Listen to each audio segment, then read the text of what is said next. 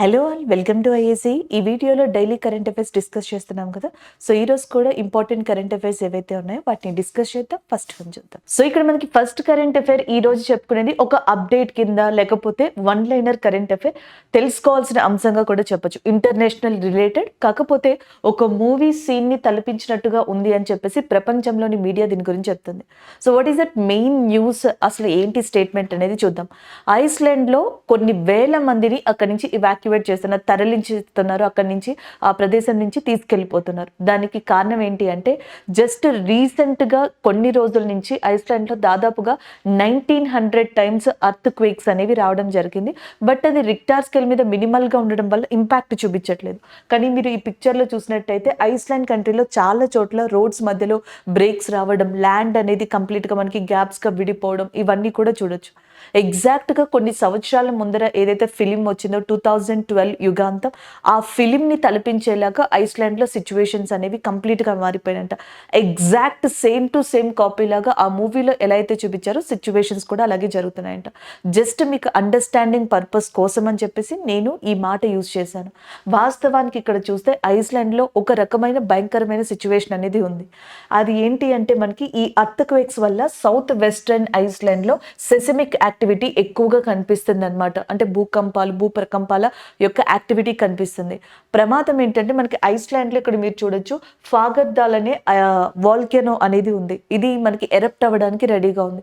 దానివల్ల ఏంటంటే అక్కడ ఉన్న థర్మల్ పవర్ ప్లాంట్స్ కానీ మిగతావి కానీ దెబ్బతినే అవకాశం ఉంది. అండ్ చాలా మంది ప్రాణాలు కోల్పోయే అవకాశం ఉంది. అందుకనే వాల్కెనో ఎరప్షన్ ఉండే ఛాన్సెస్ ఉన్నాయని ముందుగానే ప్రిపేర్డ్ గా అక్కడున్న ప్రజలందరినీ ఎమర్జెన్సీ పర్పస్ న అక్కడి నుంచి తరలించడం జరిగింది. అండ్ ఈ సంవత్సరం మొత్తంలో కూడా ఐస్లాండ్ కంట్రీలో 4000 టైమ్స్ అర్త్ క్వేక్స్ అనేవి ట్రిగర్ అయ్యాయంట. అర్త్ క్వేక్ ట్రెమర్స్ కావచ్చు, అర్త్ క్వేక్స్ కావచ్చు, అండ్ అర్త్ క్వేక్ కి సంబంధించిన ప్రకంపనలు కావచ్చు, 4000 టైమ్స్ మనకి హిట్ చేసినట్టుగా చెప్తున్నారు. ఒకటి గుర్తుపెట్టుకోండి, భూకంపం వచ్చింది అంటే కంప్లీట్ గా అది డిస్ట్రాయ్ అయిపోతుంది అని కదండి. మనకి రిక్టార్ స్కేల్ అని చెప్పేసి ఒకటి ఉంటుంది. You can called as a Richter scale also. ఈ స్కేల్ కి సంబంధించిన మ్యాగ్నిట్యూడ్ వాల్యూ ఏదైతే ఉందో అది 1 అట్లా చూపించింది అనుకోండి, 1 to 2 చూపిస్తే డ్యామేజ్ అనేది ఉండదు. జస్ట్ క్రాక్స్ రావడం కానీ, మనకి షేక్ అనిపించడం కానీ, కదులుతున్నట్టు అట్లా అనిపిస్తుంది. ఎప్పుడైతే 3, 4, 5 అట్లా పెరుగుతా వెళ్ళిందో and severe damage, massive damage అనేది అప్పుడు చూడొచ్చు. అండ్ 1900 వరకు ఏవైతే అర్త్ క్వేక్స్ అనేవి వచ్చాయో రిక్టార్ స్కేల్ మీద అది మినిమల్ గానే మనకి రికార్డ్ అయింది. బట్ అలాంటి యాక్టివిటీని సెసిమిక్ యాక్టివిటీ అంటాం. అది జరగకూడదు. అంత ఫ్రీక్వెంట్ గా గనుక సెసిమిక్ యాక్టివిటీ జరిగితే ఆ చుట్టుపక్కల ఏదైనా వాల్కెనోస్ ఉంటే మాత్రం ఆ ఏరియాకి చాలా ప్రమాదం, వాల్కెనిక్ ఎరప్షన్ అయ్యే ఛాన్సెస్ ఎక్కువ ఉంటాయన్నమాట. అది ఇప్పుడు ప్రెసెంట్ న్యూస్. ఐస్లాండ్ లో ఏం జరుగుతుంది అండ్ నిజంగానే ప్రెడిక్ట్ చేసినట్టు అక్కడ మనకి ఏమన్నా వాల్కెనో ఎరప్షన్ జరుగుతుందా, పెద్ద ఎత్తున ఏమన్నా న్యాచురల్ డిజాస్టర్ అనేది జరగబోతుందా అనేది ఒకవైపు ఉన్న క్వశ్చన్ మార్క్. దానికి తగ్గట్టుగానే ఐస్లాండ్ ప్రభుత్వం ఇమీడియట్ గా అక్కడ ఉన్న ప్రజల్ని తరలించేసి ఎవాక్యుయేట్ చేయించేసి కంప్లీట్ గా ఆ ప్లేస్ ని ప్రిపేర్డ్ గా ఉంచిందనమాట న్యాచురల్ డిజాస్టర్ ని ఎదుర్కోవడానికి. అది ఇక్కడున్న కరెంట్ అఫైర్. ఇది ఒక విషయానికి సంబంధించిందే. అయితే కరెంట్ అఫైర్స్ లో ఇది యూజ్ అవుతుందా, మనకి ఏమన్నా యూజ్ ఉందా? ఎగ్జామ్స్ లో ఇలాంటివి అడగరు కదా. ఎగ్జామ్స్ లో ఇలాంటివి అడగరు, కానీ ఐస్లాండ్ కి సంబంధించి మనకి మెయిన్ గా ఈ టాపిక్ దేనికి సంబంధించింది అంటే అర్త్ క్వేక్ కి సంబంధించింది. మరి ఇక్కడ నుంచి క్వశ్చన్స్ వస్తాయి. ఎలాంటివి వస్తాయి? అర్త్ క్వేక్ ని మెజర్ చేయడానికి సెసిమోగ్రఫ్ అనే దాన్ని యూజ్ చేస్తారు. అర్త్ క్వేక్ వేవ్స్ ని మెజర్ చేయడానికి సెసిమోగ్రఫ్ ని యూజ్ చేస్తారు. అర్త్ క్వేక్ యొక్క ఇంటెన్సిటీ అంటున్నాం కదా, మ్యాగ్నిట్యూడ్, ఇంటెన్సిటీ, లాంటి వాటిని తెలుసుకోవడానికి రిక్టార్ స్కేల్ యూజ్ చేస్తారు. ఈ పాయింట్ మనకి యూజ్ అవుతుంది. Next one, Iceland country. ఈ కంట్రీ మీద ఆల్రెడీ మనకి ఈ సంవత్సరం ఒక ఇంపార్టెంట్ కరెంట్ అఫైర్ ఉంది. అదే గ్లోబల్ పీస్ ఇండెక్స్ గా చెప్తాం. గ్లోబల్ శాంతి సూచిక, ప్రపంచ శాంతి సూచికగా చెప్పడం జరుగుతుంది. గ్లోబల్ పీస్ ఇండెక్స్ లో ఈ సంవత్సరం టాప్ చేసిన కంట్రీ ఏది అంటే ఐస్లాండ్ గా చెప్పడం జరుగుతుంది. అవుట్ ఆఫ్ 163 కంట్రీస్ లో ఐస్లాండ్ అనేది టాప్ కంట్రీగా నిలవడం జరిగింది.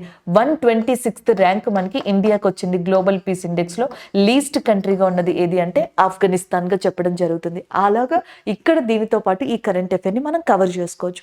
అండ్ ద నెక్స్ట్ వన్, ఈసారి అర్త్ క్వేక్స్ అనేవి బాగా హిట్ చేశాయి. ప్రతి మంత్లో ఈ సంవత్సరం అర్త్ క్వేక్ అనేది టాపిక్ లేకుండా కరెంట్ అఫైర్ అనేది లేదు, న్యూస్ పేపర్ అనేది లేదు.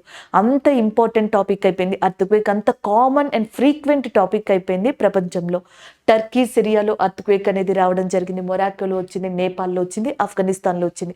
బాగా చాలా ఎక్కువగా నష్టపోయిన కంట్రీలు ప్రపంచంలో 2023లో అర్త్ క్వేక్కి సంబంధించి ఏవి అంటే ఈ కంట్రీస్గా చెప్పొచ్చు అనమాట. అండ్ టర్కీ యొక్క క్యాపిటల్ వచ్చేటప్పటికి Ankara is a capital of Turkey. And Syria యొక్క క్యాపిటల్ వచ్చేటప్పటికి డెమస్కస్ అనేది సిరియా యొక్క క్యాపిటల్గా ఉంది. మొరాకోకి వచ్చేటప్పటికి రబాత్ అనేది మొరాకో యొక్క క్యాపిటల్. అండ్ నేపాల్కి వచ్చేటప్పటికి కాఠ్మాండు ఏదైతే ఉందో దాని యొక్క క్యాపిటల్గా ఉంది. ఆఫ్ఘనిస్తాన్ యొక్క క్యాపిటల్ వచ్చేటప్పటికి కాబూల్గా ఉంది. సో ఇలా క్యాపిటల్స్ని కూడా మనం రివైజ్ చేసుకోవచ్చు ఇక్కడ. ఇకపోతే ఐస్లాండ్లో సెసిమిక్ యాక్టివిటీ వాల్కెనో అంటున్నాం కదా, ఇంకొన్ని వాల్కెనోస్ వార్తల్లో ఉన్నాయన్నమాట. ఒకటి హవాయియన్ ప్రాంతానికి సంబంధించిన Kilauea volcano and Mauna Loa volcano అనేవి న్యూస్లో ఉన్నాయి. ఈ మౌన లావో వాల్కెనో 2023లోనే వన్ ఆఫ్ ద హైలైట్ న్యూస్గా చెప్పొచ్చు. ఎందుకంటే ఇది హవాయియన్ ఐలాండ్లో ఉన్న one of the activated volcano, క్రియాశీల అగ్నిపర్వతం. దాదాపుగా 38 years తర్వాత చాలా పెద్ద ఎత్తున ఇది ఎరెప్ట్ అయినట్టుగా కూడా చెప్పడం జరిగింది. So that's it is very important. ఈ రెండు కూడా హవాయియన్ ఐలాండ్స్ దగ్గర ఉన్నాయన్నమాట.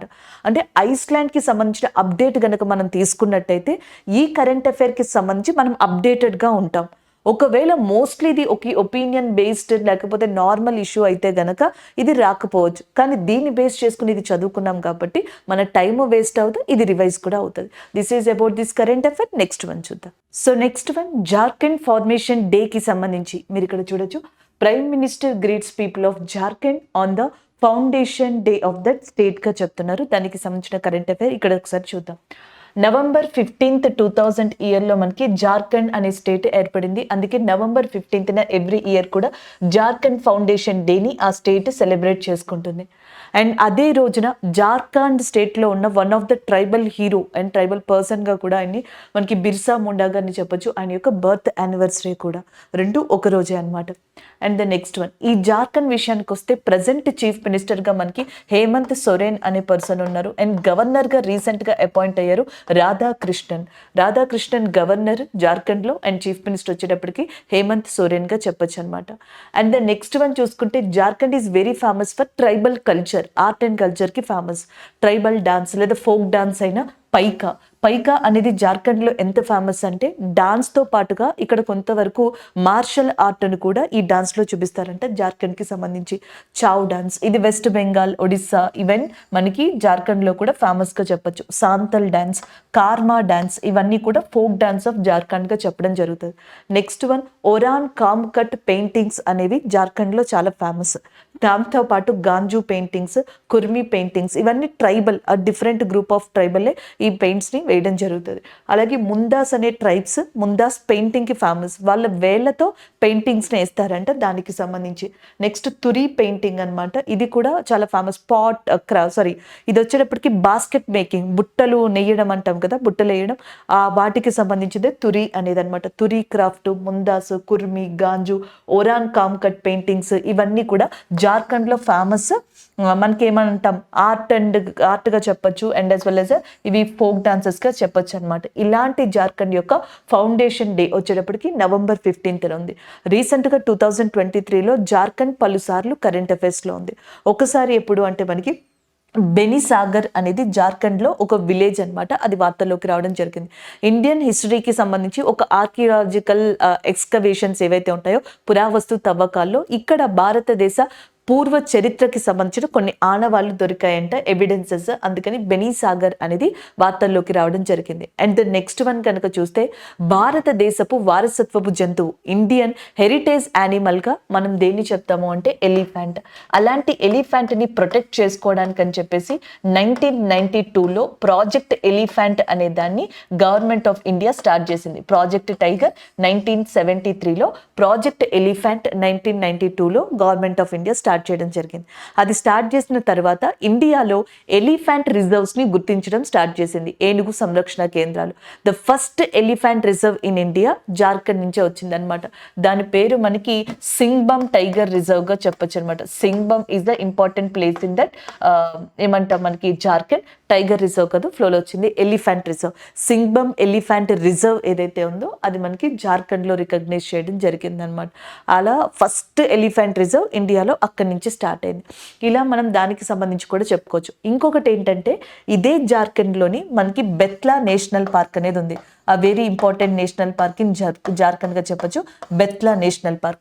ఈ బెత్లా నేషనల్ పార్క్ లో ఉన్న ఎలిఫెంట్ ఏదైతే ఉంటుందో దాన్ని ఇన్స్పిరేషన్ గా తీసుకుని జూహు అనే మాస్కెట్ ని మనకి ఈ సంవత్సరం జార్ఖండ్ గవర్నమెంట్ ఇవ్వడం జరిగింది. ఈ మాస్కెట్ దేనికి సంబంధించి అంటే జార్ఖండ్ లో 2023 ఈ సంవత్సరంలో రీసెంట్ గా మనకి రాంచీ, జార్ఖండ్ యొక్క మెయిన్ సిటీ అయిన రాంచీలో 2023 విమెన్స్ ఏషియా హాకీ ట్రోఫీ అనేది జరిగిందనమాట. హాకీ కప్ అనేది జరిగింది. దాంట్లో ఫైనల్ మ్యాచ్లో ఇండియా జపాన్ పార్టిసిపేట్ చేశాయి. ఇండియా విన్ అయ్యింది అండ్ జపాన్ ఏమో రన్నర్గా ఉందన్నమాట హాకీకి సంబంధించి. ఆ మ్యాచ్ జరిగింది జార్ఖండ్లోని రాంచీలో. ఆ ట్రోఫీకి ఆ మ్యాచ్కి సంబంధించి మనకి మ్యాస్కట్గా దేన్ని ఇచ్చారంటే జూహు అనే దాన్ని ఇవ్వడం జరిగింది. ఇది ఎలిఫెంట్ని రిప్రజెంట్ చేస్తుందంటే బెత్లా నేషనల్ పార్క్కి సంబంధించి. అలా జార్ఖండ్ అనేది ఆ సందర్భంలో కూడా మనకి కరెంట్ అఫైర్లో కనిపించింది. అండ్ ఇక్కడ ఇంకొక ఇంట్రెస్టింగ్ ఫ్యాక్టర్ అనేది చూద్దాం. దీనివల్ల మనకి ఒక ప్రాపర్ కరెంట్ అఫైర్ టాపిక్ అనేది నవంబర్ మంత్లో ఫినిష్ అయిపోతుంది, రివిజన్ కూడా అయిపోతుంది. మనకి 2000 ఇయర్లో అప్పట్లో మనకి ప్రైమ్ మినిస్టర్ అటల్ బిహారీ వాజ్పేయి గారు ఉన్న టైంలో ఇండియాలో 3 న్యూ స్టేట్స్ వచ్చాయి. 3 కొత్త స్టేట్స్ వచ్చాయి అనమాట. ఒకటి ఉత్తరప్రదేశ్ నుంచి ఉత్తరాంచల్ విడిపోయింది. ఉత్తరాంచల్ విడిపోయి నవంబర్ 9న అది మనకి రావడం జరిగింది. 2007 వరకు కూడా 2000 ఇయర్లో విడిపోయింది కదా, 2007 వరకు కూడా అది ఉత్తరాంచల్గానే ఉంది. 2007 తర్వాత దాన్ని ఉత్తరాఖండ్ కింద మార్చారు. అందుకే నవంబర్ 9న ఉత్తరాఖండ్ డే అనే దాన్ని సెలబ్రేట్ చేసుకుంటారు. నెక్స్ట్ వన్ మనకి నవంబర్ 1 వచ్చేటప్పటికి 1 నవంబర్ 2000 ఇయర్లో మధ్యప్రదేశ్ నుంచి ఛత్తీస్గఢ్ విడిపోయింది. అందుకే నవంబర్ 1 ఛత్తీస్గఢ్ రాజ్యోత్సవ్ డే లేదా ఛత్తీస్గఢ్ ఫార్మేషన్ డేని సెలబ్రేట్ చేసుకుంటారు. బీహార్ నుంచి జార్ఖండ్ విడిపోయింది నవంబర్ 15న. అంటే ప్రైమ్ మినిస్టర్గా అటల్ బిహారీ వాజ్పేయి గారు ఉన్నప్పుడు 2000 ఇయర్లో ఇండియాలో 3 స్టేట్స్ వచ్చాయి. నవంబర్ 1న అదే సంవత్సరంలో మనకి ఛత్తీస్గఢ్ వచ్చింది, మధ్యప్రదేశ్ నుంచి విడిపోయి. నవంబర్ 9న ఉత్తరాఖండ్ ఉత్తరప్రదేశ్ నుంచి స్ప్లిట్ అయ్యి, అండ్ నెక్స్ట్ మనకి నవంబర్ 15న జార్ఖండ్ బీహార్ నుంచి స్ప్లిట్ అయ్యి రావడం జరిగింది. సో ఇది ఒక రకమైన కాన్సెప్ట్గా గుర్తుపెట్టుకోవచ్చు. అలా గుర్తుపెట్టుకుంటే అటు అవి రివిజన్ చేసినట్టు ఉంటుంది, ఇది కూడా గుర్తుపెట్టుకున్నట్టు ఉంటుంది. అలాగే జార్ఖండ్ పలు సందర్భాల్లో మనకి న్యూస్లో ఉన్నట్టుగా డిస్కస్ చేసుకున్నాం, అది ఒకటి మీరు ఇక్కడ చూసుకోవచ్చండి. This is all about Jharkhand foundation day. Next one చూద్దాం. సో నెక్స్ట్ కరెంట్ అఫైర్ అనేది చూద్దాం. సేమ్ దానికి కంటిన్యూషన్, ప్రీవియస్గా చెప్పుకున్నాం కదా దానికి కంటిన్యూషనే, but different current affair. Prime Minister pays tributes to that Bhagwan Birsa Munda on that birth anniversary అని చెప్పేసి ఉంది. రీసెంట్గా మనకి ప్రైమ్ మినిస్టర్ నరేంద్ర మోడీ గారు జార్ఖండ్ని విజిట్ చేశారు, జార్ఖండ్ విజిట్లో ఉన్నారు. అండ్ ఎగ్జాక్ట్గా ఇదే టైంలో మనకి జార్ఖండ్కి సంబంధించిన చెప్పాం కదా November 15th Jharkhand foundation day, అలాగే బిర్సా ముండా గారికి సంబంధించిన బర్త్ యానివర్సరీ కూడా, అది ఒకసారి చూద్దాం. బిర్సా ముండా గారి యొక్క ఒరిజినల్ నేమ్ అంటే భగవాన్ బిర్సా ముండా అని చెప్పేసి పిలుస్తారంట, భగవంత్ అని. ఆయనని ఫాదర్ ఆఫ్ అర్త్ లేదా దార్తి ఆబా అని కూడా ఆయన పిలవడం జరుగుతుంది అంట. ఈయన వచ్చేటప్పటికి మనకి జార్ఖండ్లోని చోటా నాగపూర్ ప్రాంతం దగ్గర మెయిన్గా రైజ్ అయిన ట్రైబల్ హీరోగా కూడా చెప్పొచ్చు. అండ్ ఈయన బిర్సాయత్ అనే ఒక ఆర్గనైజేషన్ లేదా బిర్సాయత్ లాంటి కమ్యూనిటీని స్టార్ట్ చేశారనమాట. ఈ బిర్సాయత్ కమ్యూనిటీలో Munda and as well as Oraon tribes ఎవరైతే ఉంటారో కమ్యూనిటీ, వీళ్ళు ఎక్కువగా ఉంటారు దీంట్లో. అండ్ అప్పట్లో బ్రిటిషర్స్కి వ్యతిరేకంగా వాళ్ళు ఏదైతే అటవీ చట్టాలని తీసుకురావడం అండ్ ట్రైబల్స్ని ఇబ్బంది పడుతున్నారో దానికి సంబంధించి, అలాగే క్రిస్టియానిటీని ఎక్కువగా ప్రచారం చేయడం కానీ లేకపోతే ఇలాంటివి ఏవైతే ఉన్నాయో వాటినన్నీ ట్రైబల్కి వ్యతిరేకంగా కల్చర్ని పాటు చేయడానికి ఏదైతే జరుగుతుందో అలా అని వాళ్ళు భావించారో వాటినన్నిటినీ కూడా ఎదురు తిరిగి నిల్చోవడానికి అండ్ అవేర్నెస్ అనేది ఇవ్వడానికి నింపడం కోసం అని చెప్పేసి బిర్సాయత్ అనే దాన్ని స్టార్ట్ చేశారు. ఇది బ్రిటిషర్స్ కి ఆపోజిట్ గా చాలా స్ట్రాంగ్ గా నిలబడిన జార్ఖండ్ నుంచి రైజ్ అయిన ఒక గ్రూప్ గా కావచ్చు, ఒక ఆర్గనైజేషన్ గా కూడా దీన్ని చెప్పొచ్చు అనమాట. అండ్ ద నెక్స్ట్ వన్ 1890 నుంచి 1900 మధ్యలో ముండా రెబిలియన్ అనే దాన్ని కూడా మనకి బిర్సా ముండా గారు స్టార్ట్ చేశారు. దీంట్లో ఈ ట్రైబ్స్ ని ఎక్కువగా అవేర్నెస్ చేయడానికి ఆయన ట్రై చేశారనమాట. ఆల్కహాల్ తాగద్దు అని, ఏవైతే మూఢనమ్మకాలు ఉంటాయో ట్రైబల్ పీపుల్లో అది వదిలేయమని, ఇలాంటి వాటితో పాటుగా బ్రిటిష్ చేస్తున్న whatever that oppose programmes అనేవి ఉన్నాయో వాటిని ఎలా ఎదుర్కోవాలి, ఎలా సన్నద్ధంగా ఉండాలి, ఇవన్నీ కూడా ప్రిపేర్నెస్, అవేర్నెస్, సో ఇవన్నీ కూడా మనకి బిర్సత్ కమ్యూనిటీ ముండా రెబిలియన్ ద్వారా బిర్సా ముండా ముందుకు తీసుకెళ్లారు. అండ్ ఎస్పెషల్లీ ఈ రెబిలియన్ తిరుగుబాటు 1890 నుంచి 1900 మధ్యలో జరిగిందనమాట, బ్రిటిషర్స్ కి వ్యతిరేకంగా. అండ్ బ్రిటిషర్స్ కి సంబంధించిన పోలీస్ స్టేషన్స్, చర్చెస్, వీటన్నిటి మీద కూడా దాడి చేయడం జరిగింది. అండ్ లాస్ట్గా మనకి జార్ఖండ్లో జామ్కోపాయి ఫారెస్ట్ అని చెప్పేసి ఉంది. 1900 ఇయర్లో మనకి బిర్సా గారిని బ్రిటిషర్స్ అక్కడి నుంచి క్యాప్చర్ చేశారు. క్యాప్చర్ చేసిన తర్వాత ఆయన్ని జైల్లో ఉంచడం జరిగింది due to health related issue. అంటే మనకి ఆయనకి కలరా రావడం జరిగింది. కలరా రావడం వల్ల బిర్సా ముండా గారు చనిపోయారు. దాంతో ముండా రెబిలియన్ ఏదైతే ఉందో అది డిక్లైన్ అయిపోయింది నెమ్మదిగా. ఆయనని గుర్తు చేసుకుంటూ November 15th ఎవ్రీ ఇయర్ కూడా బిర్సా ముండా దినోత్సవం అనే దాన్ని జార్ఖండ్లో సెలబ్రేట్ చేయడం జరుగుతుంది. ఈసారి ప్రైమ్ మినిస్టర్ నరేంద్ర మోడీ మనకి అక్కడ విజిట్ చేశారనమాట ఆ సందర్భంగా. నెక్స్ట్ వన్, జార్ఖండ్ గురించి ఆల్రెడీ ప్రీవియస్ స్లైడ్లో నేను చెప్పాను, బట్ ఇంకొన్ని పాయింట్స్ చూడండి. జార్ఖండ్లో Koel river, Damodar river and Karkai river, Subarnarekha river లాంటివి ఈ నదులన్నీ కూడా జార్ఖండ్ స్టేట్ గుండా ప్రవహిస్తాయి. మనకి కోయల్ అండ్ దామోదర్ని ఎగ్జామ్స్లో ఎక్కువగా అడుగుతూ ఉంటారనమాట. దామోదర్ వచ్చేటప్పటికి జార్ఖండ్ నుంచి వెస్ట్ బెంగాల్లోకి వెళ్తుంది. వెస్ట్ బెంగాల్ యొక్క దుఃఖదాయిని, సారో ఆఫ్ వెస్ట్ బెంగాల్ అని చెప్పేసి కూడా దామోదర్ రివర్ని పిలవడం జరుగుతుంది. ఇన్ఫ్యాక్ట్ చెప్పాలి అంటే ఇది జార్ఖండ్ అనేది మనకి చోటా నాగపూర్ ప్లాట్యూలో ఒక భాగం, అంటే చోటా నాగపూర్ ప్లాట్యూ ప్రాంతాన్ని ఆనుకొని ఉన్న భాగం. ఇదే జార్ఖండ్లో మనకి ఇంకొక 2 ఇంపార్టెంట్ ప్లాట్యూస్ ఉన్నాయి, పీఠభూములు ఉన్నాయి. ఒకటి రాంచీ ప్లాట్యూగా చెప్పడం జరుగుతుంది అండ్ వన్ మోర్ హజరీబాగ్ ప్లాట్యూగా చెప్పడం జరుగుతుంది. ఈ 2 కూడా మనకి జార్ఖండ్లోనే లొకేట్ అయి ఉన్నాయి. జార్ఖండ్ని డైరెక్ట్గా కానీ ఇండైరెక్ట్గా కానీ ఆనుకుంటూ అండ్ వీ హ్యావ్ 3 ప్లాట్యూస్, చోటా నాగపూర్ అండ్ హజరీబాగ్, రాంచీ. చోటా నాగపూర్ ప్లాట్యూలో జార్ఖండ్ ఒక పార్ట్, ఎందుకంటే చోటా నాగపూర్ని ఆనుకొని జార్ఖండ్ చుట్టుపక్కల ఉన్న స్టేట్స్ అంటే ఇటువైపు నుంచి ఛత్తీస్గఢ్, వెస్ట్ బెంగాల్, ఒడిస్సా లాంటివి కూడా చోటా నాగపూర్ని ఆనుకుని ఉన్నాయి. దెన్ జార్ఖండ్ లోపల హజరీబాగ్, రాంచీ లాంటి ప్లాట్యూస్ అనేవి ఉన్నాయి. ఇక్కడి నుంచే దామోదర్ రివర్, సుబర్ణరేఖ రివర్ లాంటివి మనకి ఫ్లో అవుతూ ఉంటాయి అన్నమాట. జార్ఖండ్ లో కూడా మనకి గోండ్వానా రాక్ కి సంబంధించిన మినరల్స్ ఉన్నాయి. గోండ్వానా రాక్ కి సంబంధించిన మినరల్స్, అందులో ఒకటి కోల్, బొగ్గుగా చెప్తాం. మనకి పురాతనమైన బొగ్గు, ఓల్డెస్ట్ ఫార్మ్ ఆఫ్ కోల్ అనేది గోండ్వానా రాక్స్ లో దొరుకుతుంది. ఇక్కడ కూడా జార్ఖండ్లోని దామోదర్ వ్యాలీ ఏదైతే ఉందో ఆ ఏరియా, హజరీబాగ్ ఏరియాలో మనకి కోల్ లభిస్తుంది. ఎస్పెషల్లీ గోండల్ పారా అనే ప్రదేశంలో ఈ కోల్ అనేది లభ్యమవుతుంది. అండ్ నెక్స్ట్ కోడర్మా అనేది జార్ఖండ్లోనే అతిపెద్ద మైకా మైన్గా చెప్పడం జరుగుతుంది. Mica is very famous in Andhra Pradesh and as well as Jharkhand also. Koderma అనే ప్రాంతంలో కనిపిస్తుంది. ఈవెన్ జార్ఖండ్లో జాదుగూడ అనే ప్రదేశం ఏదైతే ఉందో భారతదేశంలోనే one of the richest uranium mineral ఉన్న ప్రాంతంగా కూడా దాన్ని చెప్తారనమాట. అటు uranium, iron and steel, coal, mica లాంటివి మనకి జార్ఖండ్లో కనిపిస్తాయి.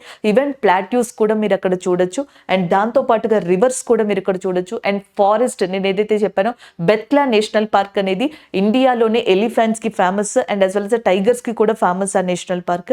అలాంటి నేషనల్ పార్క్స్ ని కూడా మీరు జార్ఖండ్ లో చూడొచ్చు. అలాంటి జార్ఖండ్ కి సంబంధించి November 15th is a very important day. ఒకవైపు జార్ఖండ్ ఫౌండేషన్ డే, ఇంకొకటి బిర్సా ముండా గారి యొక్క మనకి బర్త్ యానివర్సరీకి సంబంధించిందిగా కూడా చెప్పొచ్చు. This is all about this current affair అండి. నెక్స్ట్ వన్ చూద్దాం. నెక్స్ట్ వన్ స్పోర్ట్స్ కేటగిరీకి సంబంధించి, అది కూడా విమెన్ హాకీకి సంబంధించి. యూనియన్ పెట్రోలియం మినిస్టర్ ఎవరైతే మనకి హర్దీప్ సింగ్ గారు ఉన్నారో ఆయన చేతుల మీదుగా న్యూఢిల్లీలో రీసెంట్గా senior women 3rd hockey inter departmental championship trophy అనేది స్టార్ట్ అయింది. ఇది November 21st వరకు కొనసాగనుంది. దానికి సంబంధించిన current affair. So union petroleum minister Hardeep Singh inaugurated that 3rd hockey India senior women inter departmental national championship in Delhi. ఎక్కడ జరగబోతుందంటే ఢిల్లీలో జరుగుతుంది. November 21st వరకు ఇది కొనసాగుతుంది. జరుగుతుంది అనమాట. November 21 ఫైనల్ మ్యాచ్ ఉంటుంది. యాక్చువల్గా ఇందులో మనకి ఇండియన్ గవర్నమెంట్కి సంబంధించిన డిపార్ట్మెంట్స్ ఏవైతే ఉంటాయో దాంట్లో ఉన్న విమెన్ హాకీ ప్లేయర్స్ పార్టిసిపేట్ చేయనున్నారు. సో మొత్తం టీమ్స్ని 2 గ్రూప్స్ కింద విడదీశారు. ఒక గ్రూప్లో వచ్చేటప్పటికి రైల్వే స్పోర్ట్స్ ప్రమోషన్ బోర్డు అనేది ఉంటుంది, ఇంకొకటి sports authority of India sports authority of India and UCO bank, union bank of India ఒక గ్రూప్లో ఉంటాయి. And next Sahasra Seema Bal and next వచ్చేటప్పటికి all India police sports control board, Tamil Nadu police, Indian oil corporation అనేవి ఇంకొక side ఉంటాయి. So first ఈ గ్రూప్లో ఉన్నవన్నీ కూడా ఒకదానితో ఒకటి మనకి పోటీ పడతాయి. సేమ్ ఇక్కడ కూడా అంతే. నెక్స్ట్ వీటి నుంచి మనకి సెమీఫైనల్కి వెళ్ళే వాటిని తీస్తారు, దెన్ నెక్స్ట్ ఫైనల్కి వెళ్ళే వాటిని మనకి తీసుకోవడం జరుగుతుంది. అలా November 21 ఫైనల్ జరగబోతుంది. ఇప్పటికే మనకి ఇండియన్ విమెన్ హాకీ టీంలో పాపులర్ అయిన 20 మంది ప్లేయర్స్, నేషనల్ కోర్ టీంలో ఉన్న ప్లేయర్స్ ఇందులోనే డిఫరెంట్ గ్రూప్స్లో ఆడబోతున్నారనమాట. ఫర్ ఎగ్జాంపుల్ వందన కతారియా గారు ఎవరైతే ఉన్నారో ఆమె రైల్వే స్పోర్ట్స్కి సంబంధించి ఆడబోతున్నారు. అలాగే ఇండియన్ విమెన్ హాకీ టీంకి వైస్ కెప్టెన్గా ఉన్న దీపికా ఎకా అనే పర్సన్ ఎవరైతే ఉన్నారో ఆమె కూడా రైల్వే స్పోర్ట్స్ ప్రమోషన్ బోర్డు తరపున ఆడబోతున్నారు అనమాట. సో ఇలా చెప్పొచ్చు దీనికి సంబంధించిన కరెంట్ అఫైర్ ఇది. And present Indian women hockey టీంకి వచ్చేటప్పటికి సవితా పునియా గారు కెప్టెన్గా ఉండడం జరిగింది. రీసెంట్గా మనం చాలా విషయాలు డిస్కస్ చేసుకున్నాం విమెన్ హాకీ టీంకి సంబంధించి. ఈవెన్ ఇప్పుడు కూడా చెప్పాను జార్ఖండ్లో ఈ టీం విన్ అయ్యింది అని చెప్పేసి కూడా. సో ఓవరాల్గా వీటికి సంబంధించిన అప్డేట్గా దీన్ని మనం చూసుకోవచ్చు. నెక్స్ట్ వన్ చూద్దాం. సో నెక్స్ట్ వన్ ఒబిచరీకి సంబంధించింది. మరణించిన వ్యక్తులు మీరు 1 లైనర్గా దీన్ని గుర్తుపెట్టుకోవచ్చు. సహారా గ్రూప్ ఆఫ్ ఇండస్ట్రీస్ యొక్క ఫౌండర్ చీఫ్ అయిన సుభారత్ రాయ్ ఎవరైతే ఉన్నారో సుభారత రాయ్ ఆయన చనిపోవడం జరిగింది. సో ఇక్కడ మీరు చూడొచ్చు కార్డియో రెస్పిరేటరీ లేదా cardiac arrest, heart attack failure వల్ల ఆయన చనిపోవడం జరిగింది అనమాట. దానికి సంబంధించిన కరెంట్ అఫైర్. అండ్ 2012లో ఇండియాలోని టాప్ 10 ఇన్ఫ్లుయెన్షియల్ బిజినెస్ పర్సన్స్లో వన్ ఆఫ్ ద బిజినెస్ మ్యాన్గా ఆయన ఉండడం జరిగింది. 2001లో నేషనల్ సిటిజన్ అవార్డు తీసుకున్నారు. దానికి ముందర చాలా అవార్డ్స్ని ఈయన తీసుకోవడం జరిగింది బిజినెస్ పరంగా. ఈవెన్ ఈయన కొన్ని వివాదాల్లో కూడా ఉన్నారు. Security exchange board of India ఉంది కదా, so security exchange of board of ఇండియాకి సహారా గ్రూప్ ఆఫ్ ఇండస్ట్రీస్కి మధ్య చాలా వరకు ఈ ఏవైతే సెక్యూరిటీస్ ఉంటాయో, మార్కెట్ సెక్యూరిటీ ఇష్యూస్ ఏవైతే ఉంటాయో వాటి మధ్య మనకి చాలా వరకు కొన్ని సంవత్సరాలు ఇష్యూస్ అనేవి నడిచాయి, ప్రాబ్లమ్స్ అనేవి నడిచాయి. ఇన్ఫ్యాక్ట్ ఒకనొక పాయింట్లో security exchange board of India Sahara group of ఇండస్ట్రీస్లో ఉన్న కొన్ని కంపెనీస్ ద్వారా సో ఈయన 24,000 crores డిపాజిట్ చేయాల్సింది అన్నట్టుగా కూడా కొన్ని స్టేట్మెంట్స్ని రిలీజ్ చేసినట్టుగా ఇప్పుడున్న ప్రజెంట్ న్యూస్ సర్క్యులేట్ అవుతుంది. సెక్యూరిటీ ఎక్స్చేంజ్ బోర్డ్ ఆఫ్ ఇండియాని 1992లో గవర్నమెంట్ ఆఫ్ ఇండియా ఎస్టాబ్లిష్ చేసింది. భారతదేశంలోని ఏవైతే మనకి మార్కెట్ సెక్యూరిటీస్, ఇన్వెస్ట్మెంట్స్ ఉన్నాయో సో వాటికి సంబంధించి రూల్స్ అండ్ రెగ్యులేషన్స్తో దాన్ని మానిటర్ చేయడానికి ఈ బాడీని తీసుకొచ్చింది. మాదాపి పురి గారు ప్రజెంట్ ఈ సెక్యూరిటీ ఎక్స్చేంజ్ బోర్డ్ ఆఫ్ ఇండియాకి చైర్పర్సన్గా ఉండడం జరిగిందనమాట. ఇలాంటివి మనం గుర్తుపెట్టుకోవచ్చు. అలాంటి పర్సన్ ఎవరైతే ఉన్నారో మనకి సుభారత రాయ్ గారు రీసెంట్గా చనిపోవడం జరిగింది. నెక్స్ట్ వన్ చూద్దాం. సో నెక్స్ట్ వన్ చూడొచ్చు మీరు. హైదరాబాద్ సదార్ ఫెస్టివల్ అనేది స్టార్ట్ అయింది. దీవాలి తర్వాత నెక్స్ట్ దీవాలి పండగలో వన్ ఆఫ్ ద పార్ట్గా దీన్ని స్టార్ట్ చేస్తారు. బట్ దీవాలి నెక్స్ట్ డే నుంచి ఇది చాలా పాపులర్గా మనకి హైదరాబాద్లో నిర్వహిస్తారు. ఒక రకంగా చెప్పాలంటే యాదవ కమ్యూనిటీ ఏదైతే ఉందో యాదవులు ఈ తెలంగాణ ప్రాంతంలో వాళ్ళందరూ కూడా మెయిన్గా కలుసుకునేలాగా ఈ ఫెస్టివల్ని 1946లో స్టార్ట్ చేసినట్టుగా కూడా చెప్తారు. సో మనకి ప్రజెంట్ ఇది రిజాలా బజార్ బొలారం దగ్గర అండ్ ఖైరతాబాద్ దగ్గర ఫస్ట్ డే అనేది స్టార్ట్ అయింది. బిగ్గెస్ట్ ఈవెంట్ అయితే నారాయణగూడలో జరుగుతుందంట అతి త్వరలో. ఇది సదార్ ఫెస్టివల్కి సంబంధించిన థింగ్ అనమాట. అంటే యాదవులు ఎవరైతే ఉన్నారో వీళ్ళు ఏం చేస్తారంటే మనకి బఫెల్లోస్ ఉంటాయి కదా, ఈ దున్నపోతులన్నిటినీ కూడా మనకి ఇది దున్నపోతులు పండుగగా అని చెప్పేసి ఉంది జనరల్గా తెలుగులో. ఈ బఫెల్లోస్ ఏవైతే ఉంటాయో వీటిని అన్నిటినీ కూడా తీసుకొచ్చి మనకి అక్కడ చూపించడం జరుగుతుంది అంట. వాటికి మొత్తం డెకరేట్ అది చేసి దానికి సంబంధించిందిగా చెప్తున్నారు. ఇలాంటి బఫెల్లోస్ ఫెస్టివల్లే కర్ణాటకలో జరుగుతుంది. బట్ అక్కడ రేస్ జరుగుతుంది, ఇక్కడ రేస్ జరగదు. బట్ కర్ణాటకలో రేస్ జరుగుతుంది. దాన్ని కంబాలా అంటారు. లైక్ తమిళనాడులో జల్లికట్టు, అలాగే మనకి కర్ణాటకలో కంబాలా అనమాట. ఇది బఫెల్లో రేస్గా చెప్పడం జరుగుతుంది. ఇక్కడ రేస్ జరగదు, జస్ట్ వాటిని పైకి రైస్ చేయించడం అలాంటివి చేపిస్తారు అంతే అది. సో అది సదార్ ఫెస్టివల్ ఇన్ హైదరాబాద్గా మనం చెప్పడం జరుగుతుంది. భారతదేశంలోనూ ఏషియాలో కూడా ఆసియాలో కూడా ఒక రకంగా ప్రపంచంలో one of the biggest cattle fair animal festival అనేది ఎక్కడ సెలబ్రేట్ చేస్తారంటే బీహార్లో బీహార్లోని సోనేపూర్ మేళా అనేది ఇండియాలోని ఏషియాలోనే బిగ్గెస్ట్ క్యాటిల్ ఫేర్గా చెప్పడం జరుగుతుంది. ఎగ్జాక్ట్గా ఈ ఏరియా దగ్గరే Gandak and as well as Ganga rivers కలుస్తాయంట. గంగా నది దాని ఉపనది అయిన గాండాక్ రివర్ కలిసే కన్ఫ్లుయెన్స్ అయ్యే చోట సోనేపూర్ మేళా అనే దాన్ని బీహార్లో నిర్వహించడం జరుగుతుంది. సో ఇలా మనం ఫెస్టివల్స్ గురించి మాట్లాడొచ్చండి. లైక్ కేరళలో కూడా మనకి ఒక బోట్ రేస్ ఫేమస్ అన్నమాట. దాన్ని వల్లం కల్లి అని చెప్పేసి పిలవడం జరుగుతుంది. సెర్టైన్ ఫెస్టివల్స్ వచ్చినప్పుడు దాన్ని దీంతో అటాచ్ చేసి ఈ రేస్ కానీ లేకపోతే ఫెస్టివల్స్ కానీ సెలబ్రేట్ చేస్తూ ఉంటారు ఇండియాలో. So this is all about this current affair. Next one చూద్దాం. సో నెక్స్ట్ వన్ ఒక డేకి సంబంధించింది. వరల్డ్ డయాబెటిక్ డే అనేది November 14th రికగ్నైజ్ చేశారు. November 14th వచ్చేటప్పటికి మనకి children's day, national children's day. November 20th world children's day. November 14th మనకి జవహర్లాల్ నెహ్రూ గారి యొక్క బర్త్ యానివర్సరీ అని నిన్న కరెంట్ అఫైర్స్లో డిస్కస్ చేసుకున్నాం. But November 14th is also known as world diabetics day అనే దాన్ని కూడా చెప్పడం జరుగుతుంది అనమాట. సో దీంట్లో ఏంటంటే మధుమేహ వ్యాధిగ్రస్తులు ఉంటారు కదా, సో వాళ్ళకి సంబంధించి అవగాహన ఇచ్చేందుకు ఈ డేని తీసుకొచ్చారు. సర్ ఫెడరిక్ బ్యాంటింగ్ గారి యొక్క జ్ఞాపకార్థంగా దీన్ని తీసుకురావడం జరిగింది.